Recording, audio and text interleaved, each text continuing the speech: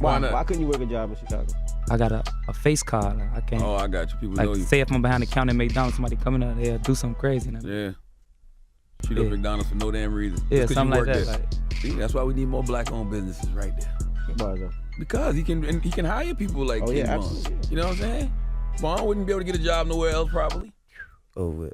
Shit, when you get to that line, have you ever been convicted of? He a dead start making. Have you ever been no arrested experiences doing nothing. I ain't, you know. All right. Word.